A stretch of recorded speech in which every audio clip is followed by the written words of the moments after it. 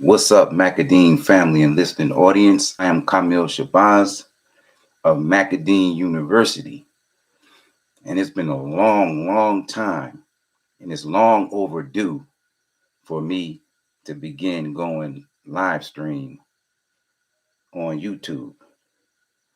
And as the thumbnail illustrates, real deep thumbnail with the pictures of Trump, Michael Irvin, and Jonathan Majors on the thumbnail. And it's featuring a book that I was looking for the last several years entitled Destroy How to Destroy a Man Now or DAMN, DAMN. Now, I was looking for this book, like I said, for several years, and it went underground. And this book actually is the playbook, the rule book, the guide for those in the Me Too movement. This is their Bible. This is their Quran.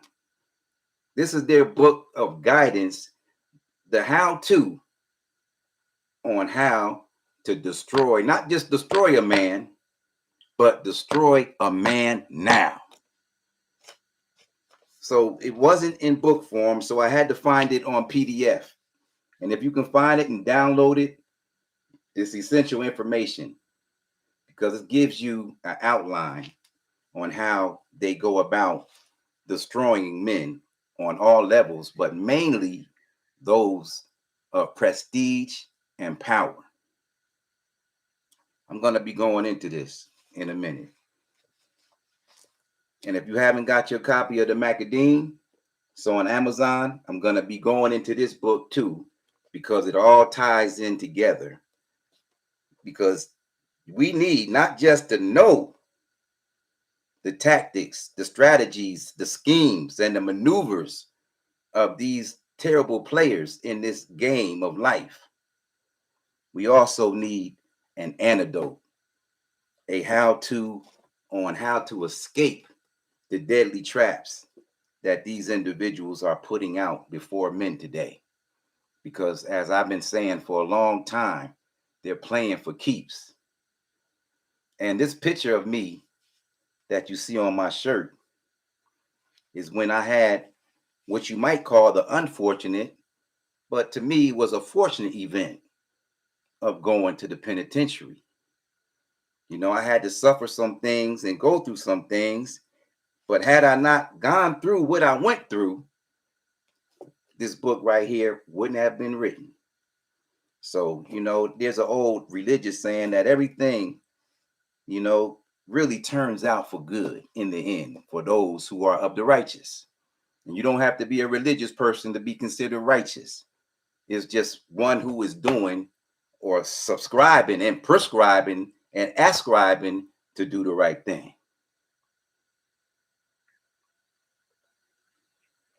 So,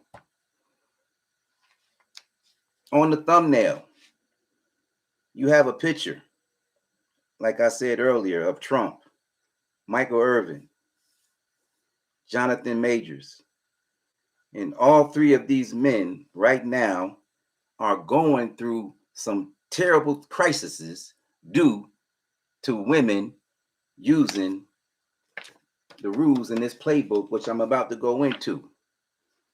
And, you know, Donald Trump is going through his indictment because of Stormy, as he calls her, Stormy Horseface Daniels, and her schemes, which was to capitalize off of whatever relationship that they had back in 2006 that she tried to bring back up as soon as he was running for the president of the United States in 2016, 10 years later.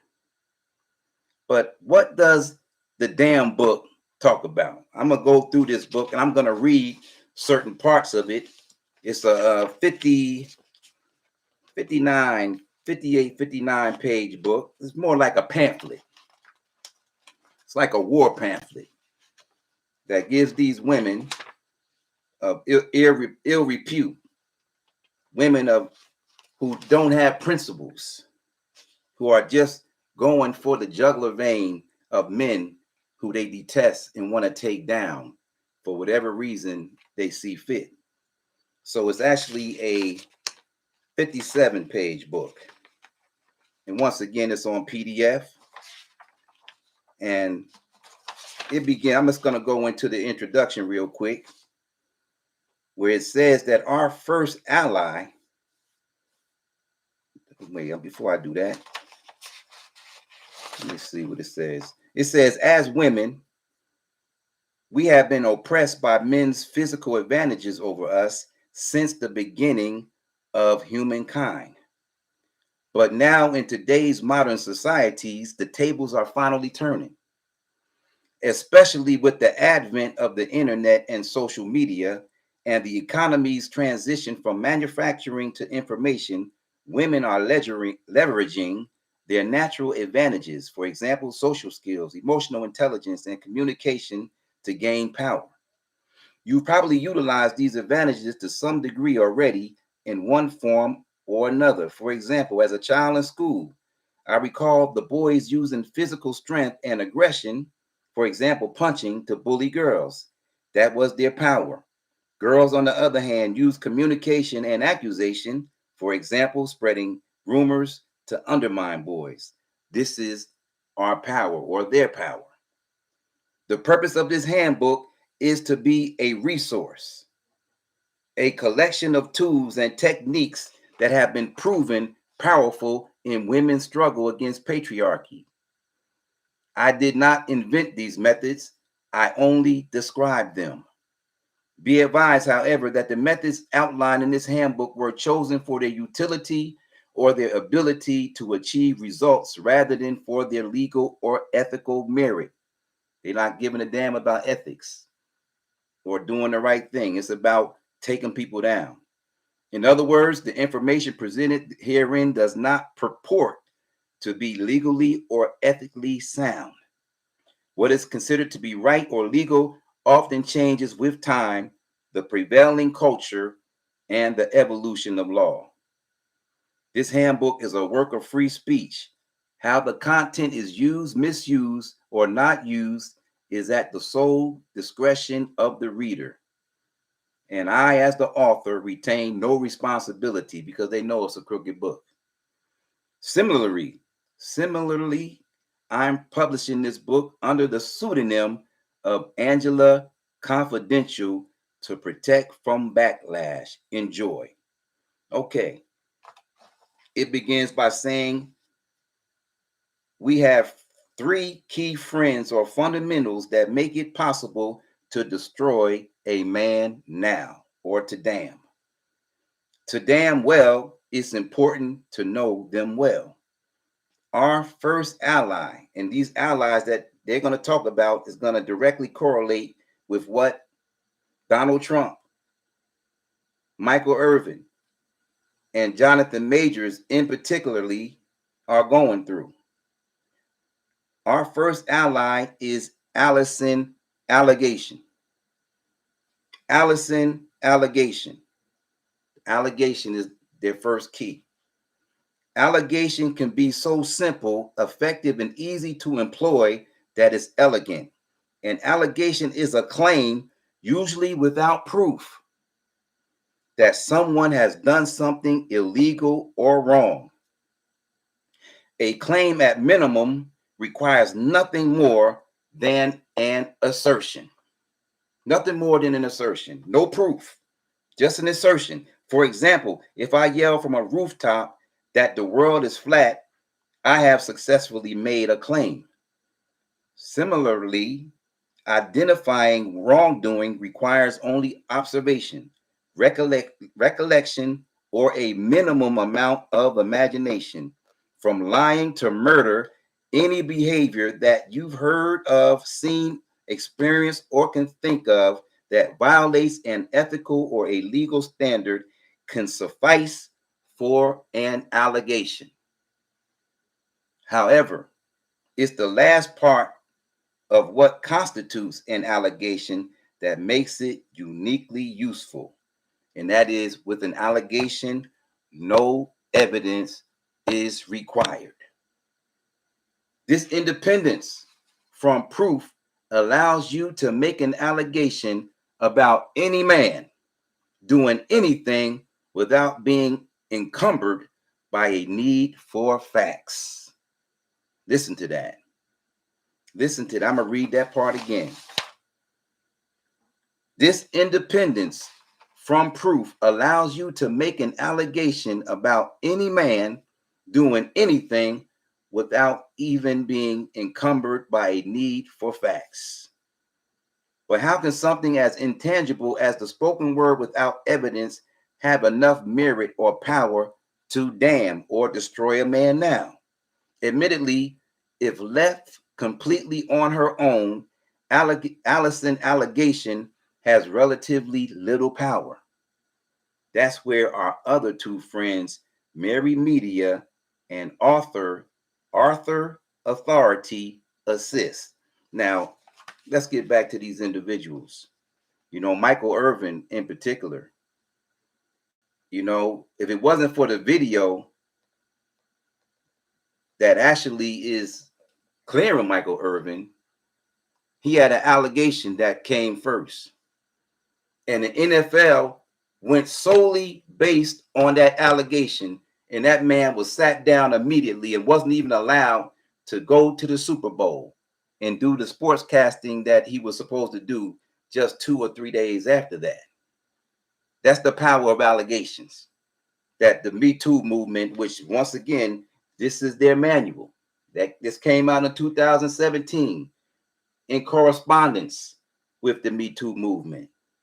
So allegation with Stormy Horseface Daniels, allegations. She alleges that her and Trump had an affair, that they had a sexual encounter. Just an allegation. Where's the proof? An allegation is sufficient, as you can see. Now, in Jonathan Majors, the same thing happened, but we're going to deal with him a little bit later because there's more to it than just allegations that has him in the twist that he's in right now with a terrible lawyer. I don't know where he got that lawyer from, but Priya, I think her name is Chaudhry.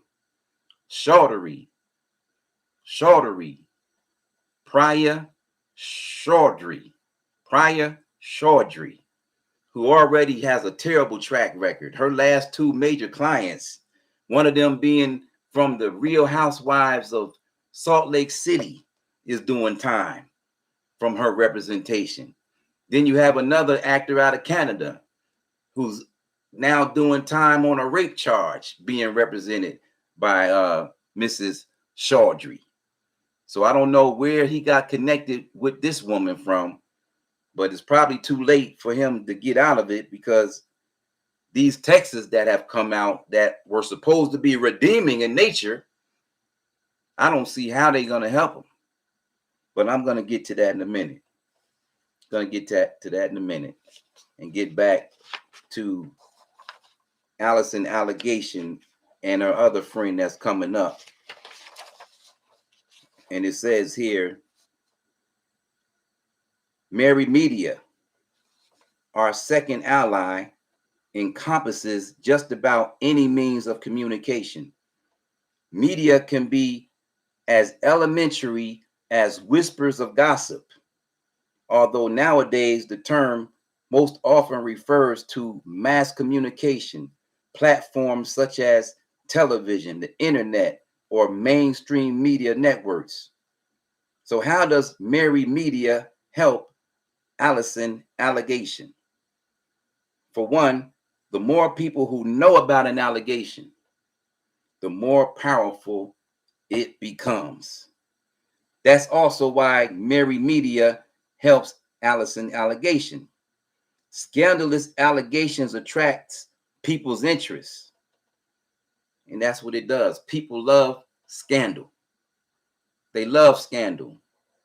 Anything that tickles the ear and makes somebody go, oh. You hear that shit? You heard what so-and-so did? You know, for one, it takes their minds off of their own personal problems, for one. But, you know, someone always wants to see someone else doing worse than them. That's really the catch. So, in a court of law, a man is considered innocent until proven guilty. But in the court of media managed public opinion, a man serially accused of a scandal is guilty until proven innocent. In this way, an allegation does not require evidence to damn, because through media manipulation, it becomes its own evidence. Media manipulation is a bitch. Twists and putting a word in or leaving a word out and reporting it in such a way can make any man who's innocent appear guilty. Simple as that, as we see every day. But in the word damn, when we teach in the Macadine about Adam, in the word Adam, what Adam really means, which is illustrated up here, you know, it means two things. It means a man that's damned, and a man that's also damned, meaning cursed, damned meaning clogged up, as most men are today in America in some shape, form, or fashion, which is why, you know, atherosclerosis, which is hardening of the arteries, a form of clogging, most men over the age of 45 have when it comes to penile health. Then you have aneurysms, you have strokes. This is all dealing with someone who was clogged up or damned. But the other dam, which man is suffering today, is the dam that they're talking about, where man is under attack from all sources, educationally, politically, socially, economically. Man is actually damned. He's under a curse because all of these things are weaponized against him, putting him under a curse. His woman is weaponized against him. Hence, this book itself, How to Destroy a Man, How to Damn a Man. So let me go on.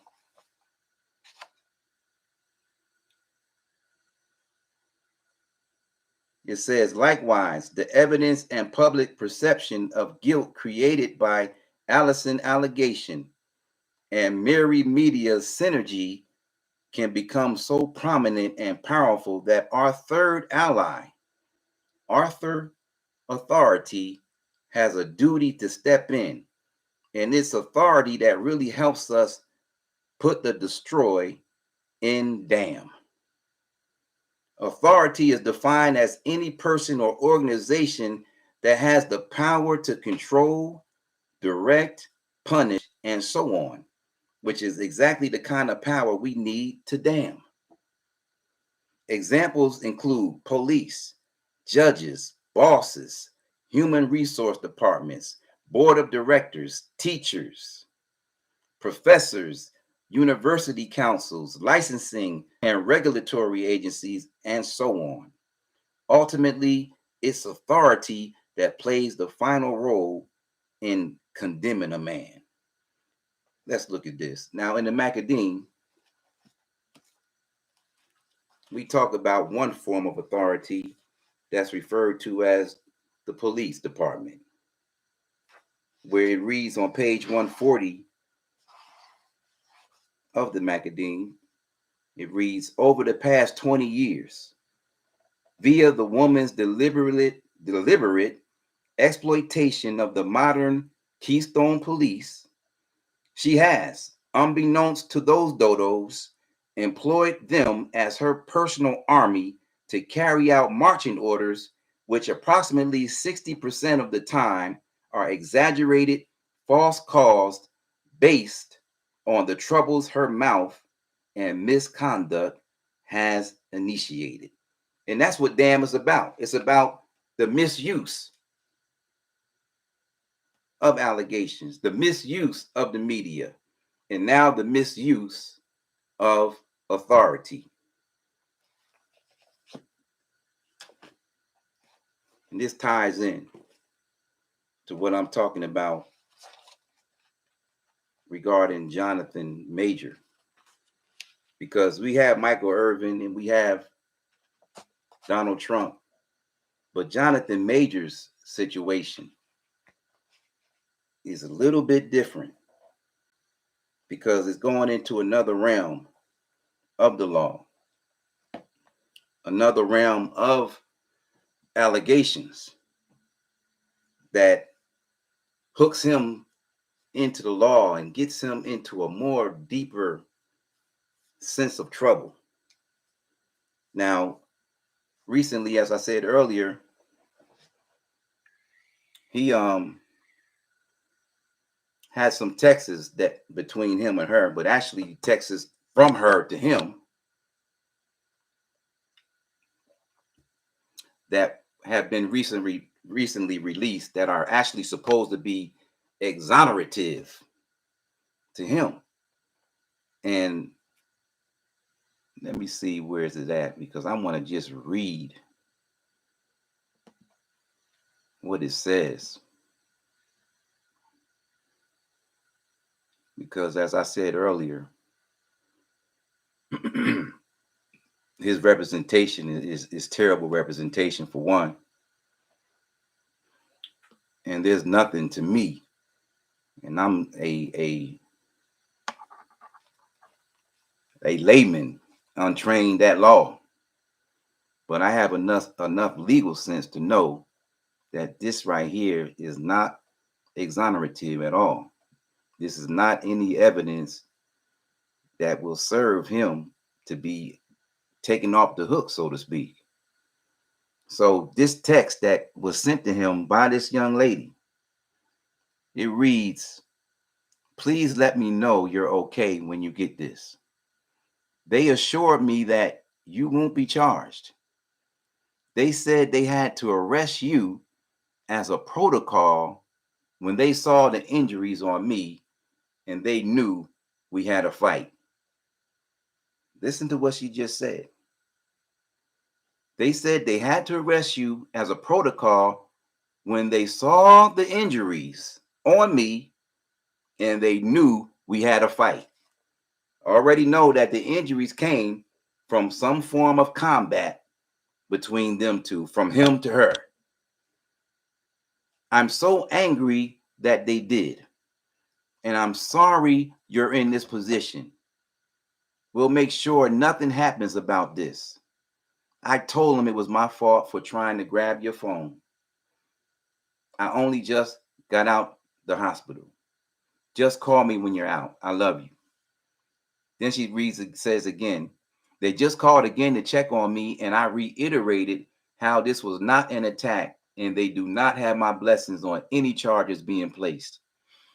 I read the paper they gave me about strangulation, and I said point blank, this did not occur and should be removed immediately. The judge is definitely going to be told this. She ensured this to me. I know you have the best team and there's nothing to worry about. I just want you to know that I'm doing all I can on my end. I also said to tell the judge to know that the origin of the call was to do with me collapsing. Now, she collapsed.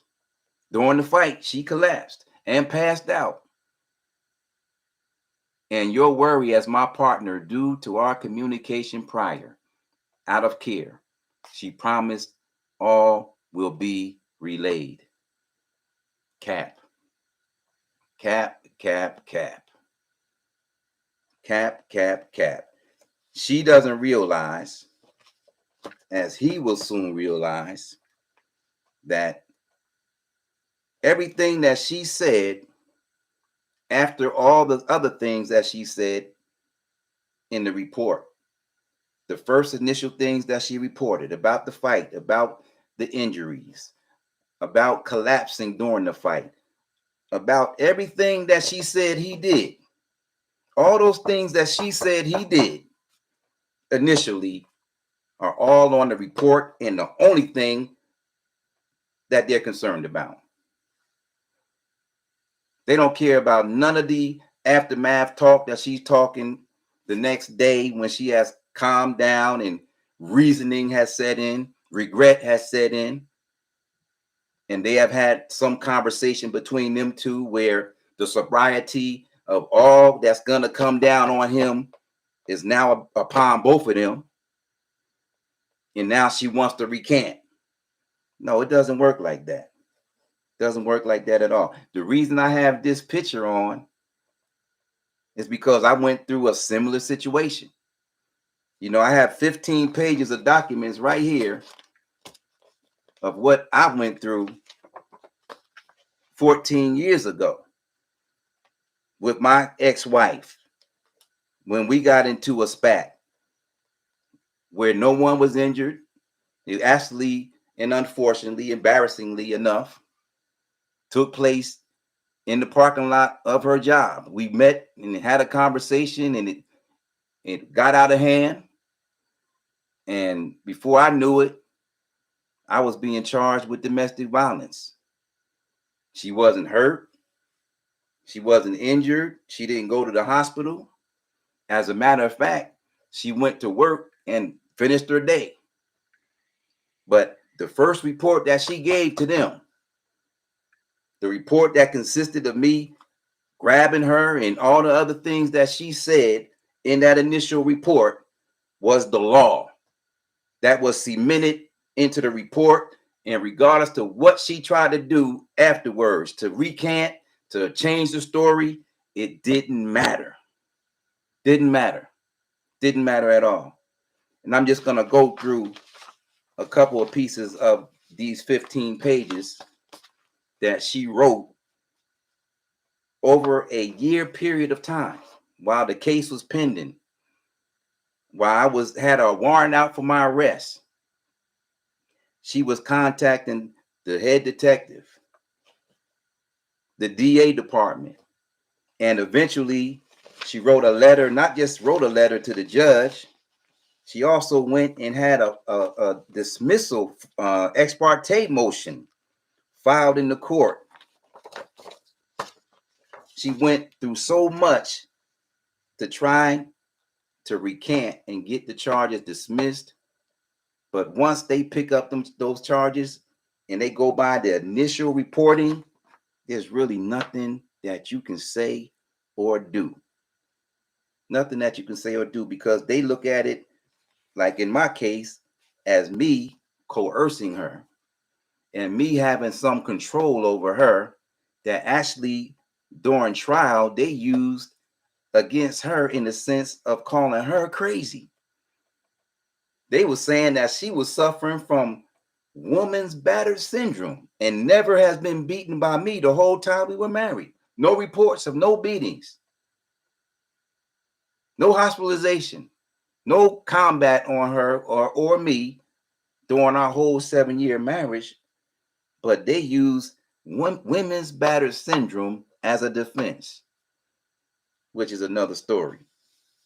So I'm just going to read a couple of the things that she was saying in her certified letters to the leading detective, to Jan Scully, I'm saying her name, who was the district attorney out here in Sacramento, as well as Judge Ransom. So in the letter to Detective Garcia, she says,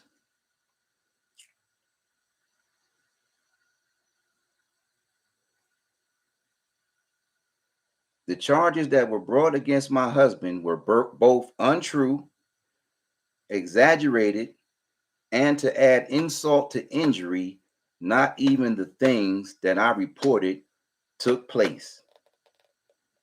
Miss Garcia, in May and in part, I explained this to you, and you told me that you would look into doing a recall and that you would get back with me by that following Monday. Well, I called you over a month ago with no response. And when I spoke to you, you said that it couldn't be done without my husband turning himself in.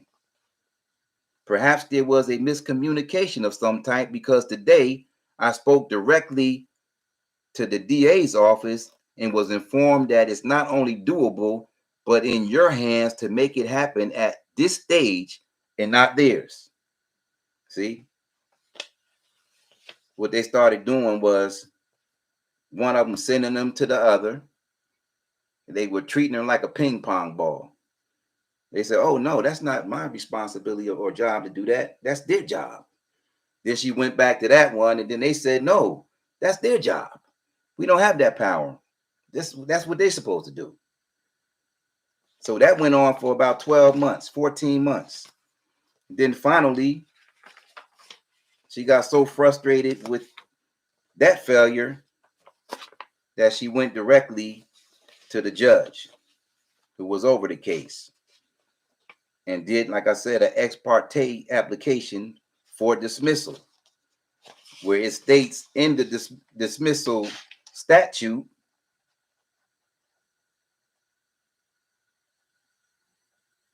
where it says the inherent power of the court is not restricted by dismissal statutes. And in this ex parte motion, she is saying that she is denying that everything, all the charges against me, she was denying all of them and saying that she wanted them dismissed because they weren't true, that she's not under any coercion whatsoever in doing this, which she wasn't. Said petitioner does not wish to press any charges against or see defendant wrongly prosecuted for crimes he did not commit. So she goes, this is around a 8-page document to the judge, and the judge,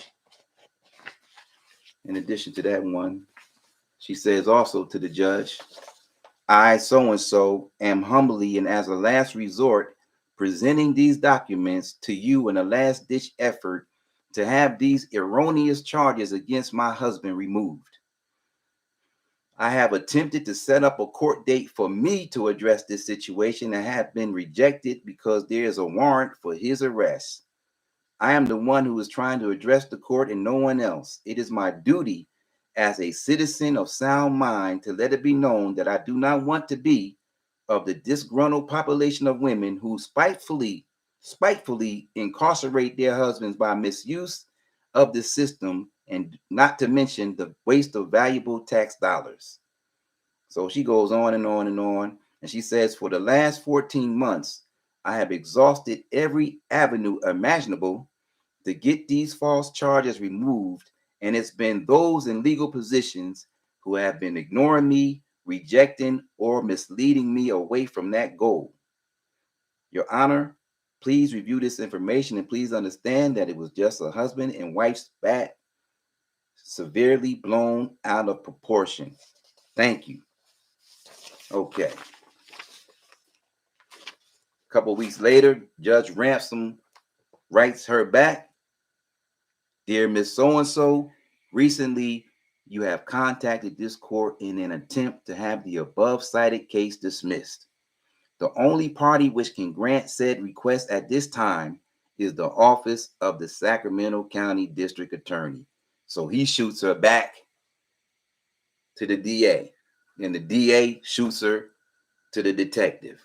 They all was playing this game of sending her back and forth to one another until we ended up going to court, and I got smacked with 7 years, all based on an original report that was taken when someone was in the heat of emotion, heat of anger, irrationality, said things that they didn't want to say, didn't mean to say, and then when the shit settled, and when the shit was about to hit the fan, and they saw the severity of it, they wanted to go back and tell the truth. And by that time, and hopefully it won't be this way for our brother Jonathan Majors, but if Jonathan Majors is going off of that text and that text alone, and I also heard that there's supposed to be some video which hasn't surfaced yet. But if that video does not do better than that damn text, he's in trouble. He's in severe trouble if he does not have some video footage that can save him and lessen the blows of that retarded ass text, that retarded ass representation put out there as though it's exoneratory. It's nothing exoneratory, nothing exculpatory about those texts. Those texts really are gonna do away with his whole defense if he's not careful, man. So when it comes to recanting, and this message are for any of you who might go through a situation like this with your so-called significant other, and she puts these exaggerations and these lies on your name, saying that you hit her or choked her or whatever the case may be, she better know that there's no coming back from that. And that is going to be used against you and her. And if she does take you to the law like that,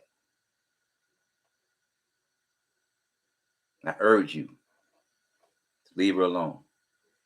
To leave her alone. Don't go back.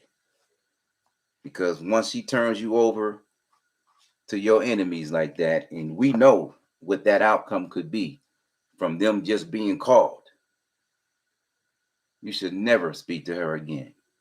Divorce her. Do whatever you got to do to get that enemy out of your life. But know this, whatever she says and does, whatever information she gives to them is considered the gospel. It's considered the truth in its initial phase. That recanting bullshit does not work. As a matter of fact, once again, it only works against you. So, how to destroy a man is in full effect on all levels, from the common man up to the man in the higher echelons of power. And in this book, it gives an outline of at least 41 men that have been taken down, men of notoriety and power, from Harvey Weinstein all the way to Tavis Smiley, Warren Moon, Russell Simmons, John Conyers, and a host of others who are being taken down by the use of those three allies: Allison Allegation, Mary Media, and Arthur Authority, all of whom are being misused and abused for their personal outcomes of the vicious destruction of man. So on that note, I'll be at you soon, and we'll be doing more live streams, and I'm hoping and requesting that you like and subscribe to my channel and get your copy of the magazine, Essential Knowledge for Boys and Men, on Amazon. Have a wonderful night. Peace and salute.